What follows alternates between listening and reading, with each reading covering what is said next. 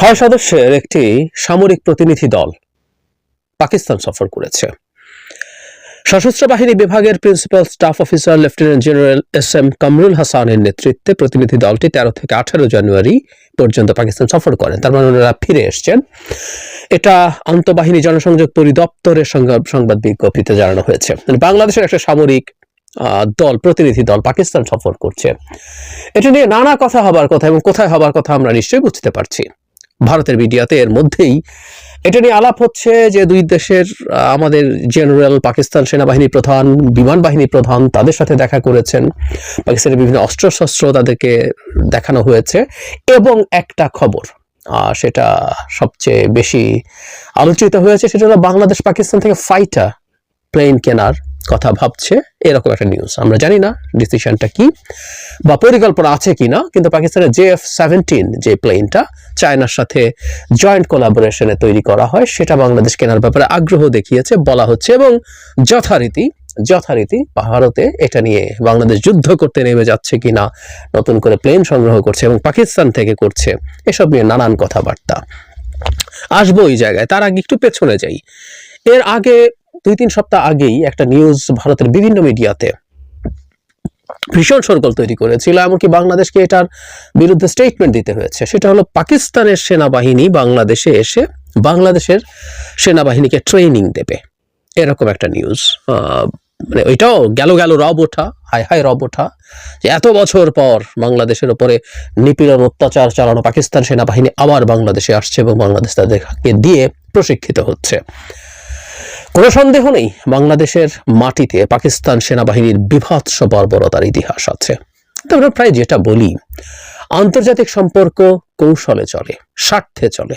চিরস্থায়ী বন্ধুত্ব বা চিরস্থায়ী শত্রুতা বলে কিছু মানে আন্তর্জাতিক সম্পর্কের ক্ষেত্রে হয় না। এটা স্বার্থটাই আসলে প্রধান বা একমাত্র ব্যাপার। দুটো দেশ তাদের পারস্পরিক স্বার্থ যদি মিউচুয়ালি তারা রক্ষা করতে পারে, সে সেটাই করবে। আমি বিশ্বাস করি বাংলাদেশের ভবিষ্যতের সামরিক পরিকল্পনায় পাকিস্তান নানা কারণে গুরুত্বপূর্ণ। প্রাথমিকভাবে শুধু কৌশলগত দিক যদি আমরা চিন্তা করি, সেটা হচ্ছে বাংলাদেশ আসলে তার মিলিটারিকে আধুনিকায়ন করতে হবে। যে ধরনের পরিস্থিতিতে আমরা আছি, ভারতকে সরিয়েই রাখি, মিয়ানমারের মতো দেশের সাথেও আমাদের বাজে পরিস্থিতি হতে পারে, বিশেষ করে যখন আমাদের সীমান্তে মিয়ানমারের বিদ্রোহীরা দখল করেছে তাদের সরকারি বাহিনী, সেখানে আবার হামলা করছে। আমি রাখাইন এবং চীন প্রভিন্সের কথা বলছি। এই রকম ঘটনা ঘটছে, তাদের দিক থেকে হুমকি থাকতে পারে, বা পুরো মিয়ানমার, মানে আমি এই আরাকান আর্মি বা এসব সংগঠনের কথা বলছি। এর বাইরে মিয়ানমারের সরকারের সাথে তো সরকারেরও কোনো না কোনো ধরনের পরিকল্পনা থাকতে পারে অস্থিরতাটা বাংলাদেশে রিজিওনালি ছড়িয়ে দেয়া। কেউ যখন খারাপ পরিস্থিতিতে থাকে, এই সম্ভাবনাগুলো উড়িয়ে দেওয়া যায় না। সুতরাং বাংলাদেশের সামরিক বাহিনীর আধুনিকায়ন লাগবে। আমি বহুবার একটা কথা বলেছি, যারা বলেন এই যে সামরিক বাহিনীর পেছনে এত খরচ হয়, এটা না করে এটা যদি শিক্ষার পেছনে, স্বাস্থ্যের পেছনে খরচ করা হতো, কত কি না হতো। অত্যন্ত স্টুপিড একটা আর্গুমেন্ট এটা। আমাদের শিক্ষা, স্বাস্থ্য, সামাজিক নিরাপত্তায় খুব সহজে বহু খরচ বাড়ানো যায়। আমি দীর্ঘদিন বাজেট নিয়ে আলোচনা করেছি, অ্যানালিসিস করেছি, আমি সেখানে দেখানোর চেষ্টা করেছি ওর জন্য সামরিক বাহিনীর ব্যয় কমানোর কোনো প্রয়োজন নেই। আমাদের সামরিক বাহিনীর পেছনে যৌক্তিক ব্যয় করতে হবে এবং জরুরি কথা যেটা, সেটা হচ্ছে দুভাগে ব্যয়। একটা হলো আমাদের যে জনশক্তি আছে, তাদের সুযোগ সুবিধা আছে, সেটার পেছনে। আরেকটা হচ্ছে আমাদের সামরিক ইকুইপমেন্ট সংগ্রহ করার ক্ষেত্রে। আমি বিশ্বাস করি আমাদের সামরিক ইকুইপমেন্ট সংগ্রহ করার ক্ষেত্রে খুবই মনোযোগ দেওয়া উচিত। আমাদের সামরিক বাহিনীর মধ্যে এই অভিযোগ আছে, এটা একটু তলিয়ে খতিয়ে দেখা দরকার। সেটা হচ্ছে অনেক ক্ষেত্রেই তাদেরকে প্রদেয় সুযোগ সুবিধা বাংলাদেশের স্ট্যান্ডার্ড, আমরা বলছি না তারা অনেক কিছু পান, কিন্তু বাংলাদেশ স্ট্যান্ডার্ডে এটা বেশি কিনা সেই ব্যাপারটা একটু খেয়াল রেখে ইকুইপমেন্টের পেছনে আমাদের খরচ বাড়ানো দরকার। এই যে ফাইটার প্লেনের কথা আসলো, বাংলাদেশ গ্লোবাল ফায়ার পাওয়ার ইন্ডেক্সে বাংলাদেশের অবস্থা হচ্ছে 35, এটা ইনক্রিজ করছে। গত বছর 37 ছিল, আমি ভুল না করে থাকলে। কিন্তু এয়ারফোর্সের যে র্যাঙ্কিং এবং বিশেষ করে ফাইটার এয়ারফোর্সের যে র্যাঙ্কিং, সেখানে বাংলাদেশ 40-এর বাইরে 44। তার মানে আমাদের ওই জায়গায় দুর্বলতাটা খুব ক্লিয়ারলি দেখা যাচ্ছে। উইকিপিডিয়াতে যে তথ্য পাওয়া যায়, বাংলাদেশে ফাইটার প্লেন আছে মাত্র 2 রকম। একটা হচ্ছে MiG-29, 6টা বা 8টা সম্ভবত প্লেন এখন অপারেশনাল আছে। 16টা কেনা হয়েছিল সম্ভবত, কিন্তু অপারেশনাল আছে মাত্র 8টা। আর 36টা আছে J7, মানে এক ধরনের প্রাগৈতিহাসিক বিমান এভাবে বলা যেতে পারে। J7 হচ্ছে আসলে MiG-29 প্লেনটার একটা লাইসেন্সড ভ্যারিয়েন্ট, চায়না এটা বানাতো। এরপর যেটা হয় প্রত্যেকটা প্লেন অনেকটা আপগ্রেডেড হয়ে থাকে। প্রথম যখন MiG-29 বানানো হয়েছে 10 বছর, 15 বছর, 20 বছর পর ওটা একই প্লেন থাকে না, আই অ্যাগ্রি। ঠিক একইভাবে J7 যতদিন ধরেই বানাক না কেন, এটার আপগ্রেডেড ভার্সন হচ্ছে বাংলাদেশে অনেকগুলো ভার্সন আপগ্রেডেড গুলো কিনেছে বা অনেকগুলো আপগ্রেড করিয়ে নিয়েছে।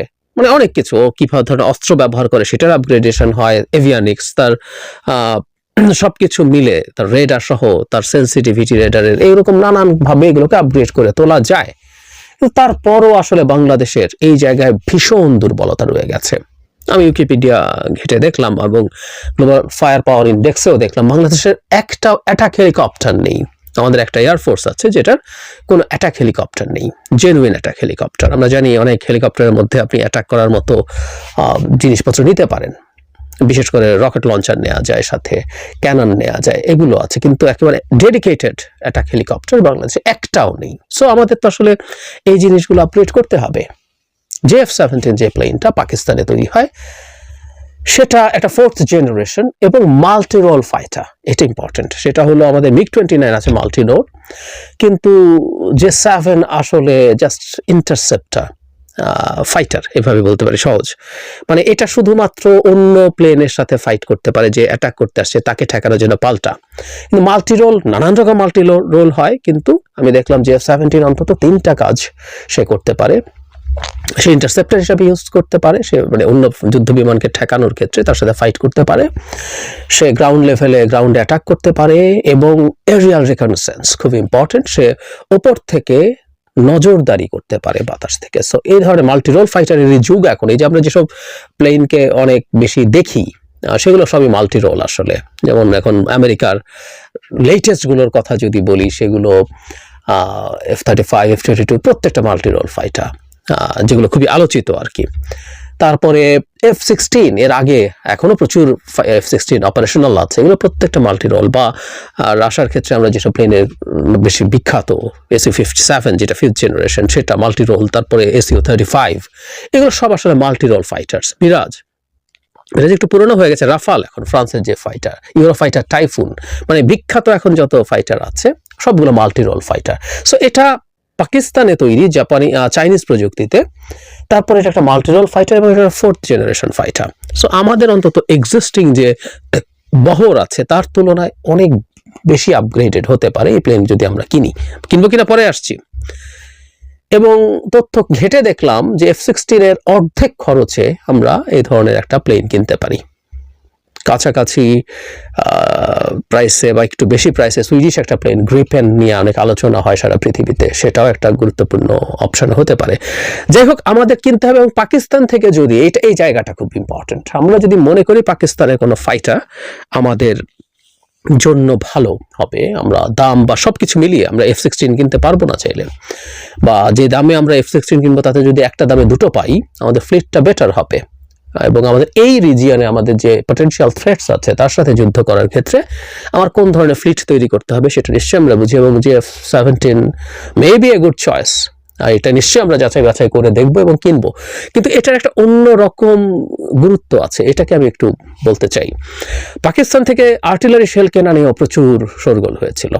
আমার এখন এই ফাইটার কিনবো কিনা সেটা নিয়েও নানান কথাবার্তা আছে। আমাদের যদি বনে, আমাদের যদি ভালো লাগে, অলমোস্ট সবকিছু আছে। এখন চাইনিজ প্রযুক্তি অনেক ভালো, মানে ইউরোপিয়ান বা আমেরিকানের মতো নয়। যে আবারও বলছি, এটার কাছাকাছি স্ট্যান্ডার্ডের ফ্রান্সের রাফাল কিনতে গেলে দেখা গেল অনেক এক্সপেন্সিভ, টাইফুন অনেক এক্সপেন্সিভ। সো আমরা ওগুলো আসলে পেরে উঠবো না। সুতরাং আমরা এটাই দেখবো, এর মধ্যে সবই আছে। ওইসব প্লেনে যা যা করা যায় অলমোস্ট সব ধরনের অস্ত্র, এখানের মধ্যে গাইডেড মিসাইল আছে, মানে air to air, air to surface, air to ship missile আছে, গাইডেড বোমা এখানে দিয়ে মারা যায়, আনগাইডেড বোমা মারা যায়, সবকিছু। মানে একটা এই ধরনের মাল্টিরোল ফাইটারের যা যা থাকা দরকার। সো আমাদের যদি পছন্দ হয় আমরা কিনবো তো পাকিস্তানের কাছ থেকে। কিন্তু তাদের এই শোরগোল, ভারতের এই শোরগোলটাকে আসলে আমরা পাত্তা না দেয়। এবং আমি মনে করি বাংলাদেশকে পাকিস্তানের সাথে মিলিটারি এক্সচেঞ্জ কিছু ক্ষেত্রে বাড়াতেই হবে। এটা আর্টিলারি শেল কিনি আমরা, পাকিস্তান খুব ভালো মেইন ব্যাটল ট্যাঙ্ক বানায়, এগেইন এটা চাইনিজ প্রযুক্তিতে। তো যদি প্রয়োজন হয় আমি সেটা কিনবো। আমি দেখলাম টার্কি থেকেও ট্যাঙ্ক বা অন্যান্য অস্ত্র কেনার কথা বাংলাদেশ ভাবছে। We should go there. Already আমরা টার্কি বিখ্যাত বাইরাক্তার TB2 ড্রোন কিনেছি, কিন্তু পাকিস্তানের কাছ থেকে কেনা এই কারণে বলছি যে ভারতকে একটা বার্তা দেওয়া আমাদের দিক থেকে জরুরি। এমনকি পাকিস্তানের সোলজার এসে যদি বাংলাদেশকে ট্রেনিং দেয়, what's the problem? Global fire power ইন্ডেক্সে পাকিস্তানের অবস্থান 12, ওরা 9 ছিল, একটু পিছিয়ে আছে। আমাদের তুলনায় তো হাজার হাজার গুণ ভালো, আমরা 35 ওরা 12, মানে পৃথিবীর অত্যন্ত সিগনিফিক্যান্ট একটা মিলিটারি ফোর্স পাকিস্তান। সো তার ট্রেনিং যদি আমাদেরকে এনরিচ করে, আমরা তাহলে সেটা কেন নেব না? সুতরাং এটা ভারত অন্তত এই ক্ষেত্রে নাক গলানোর কিছু নেই যে আমাদেরকে রীতিমতো আবার ব্যাখ্যা দিতে হবে না পাকিস্তানের মিলিটারি আসছে না, এগুলো পাত্তা না দেয়া। আমি মনে করি পাকিস্তানের কাছ থেকে এই সামরিক সক্ষমতা যুক্ত করা, পাকিস্তানের সাথে সামরিক এক্সচেঞ্জ করা, এবং আমাদেরও নিশ্চয়ই দেওয়ার কিছু আছে, সেই এক্সচেঞ্জটা ভারতকে এই বার্তা দেওয়ার জন্য দরকার যে আমাদের সামরিক ক্ষেত্রে, মিলিটারির ক্ষেত্রে স্ট্র্যাটেজিক সভরেন্টি আছে।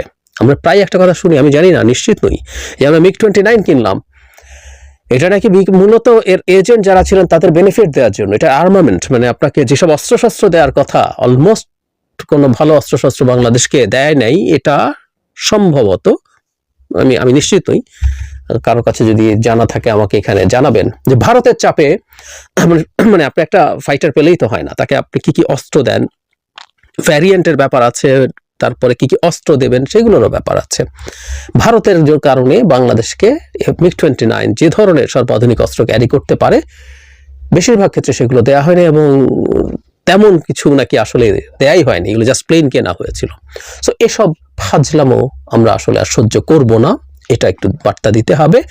বাংলাদেশ তার মিলিটারি হার্ডওয়্যার তার প্রয়োজন মতো সোর্সিং করবে। টেকনিক্যালি বলছি, তার যদি মনে হয় ভারতের কাছ থেকে কিছু কেনার আছে, সেটা কেনা যেতেও পারে। যদিও যে দেশের সাথে আমাদের পটেনশিয়াল থ্রেট যে দেশ, সেরকম দেশের অস্ত্র যদি অসাধারণ ভালো কিছু হয়ে থাকে, সেটা সোর্সিং না করাটাই লিস্ট একটা স্ট্র্যাটেজিক জ্ঞান সম্পন্ন মানুষও বুঝবে। যাই হোক, আমার যেখান থেকে প্রয়োজন, যেভাবে প্রয়োজন, আমরা সেটা কিনবো, এবং এই স্বাধীনতার জায়গাটা আমাদের থাকতে হবে। ভারতকে এই বার্তাটা আসলে দেয়া দরকার, এবং পাকিস্তানের সাথে ডিফেন্স কোঅপারেশন বাড়াতে হবে। অবশ্যই এটা এই নয় যে আমাদের এখানে একজন ভদ্রলোক আছেন প্রায় নিয়মিত পাকিস্তানের নিউক্লিয়ার ওয়েপন বাংলাদেশে ডিপ্লয় করার কথা, নিউক্লিয়ার ওয়ারহেডওয়ালা কয়েকটা মিসাইল বাংলাদেশে ডিপ্লয় করার কথা, যাতে ভারতের বিরুদ্ধে ডেটারেন্ট হতে পারে।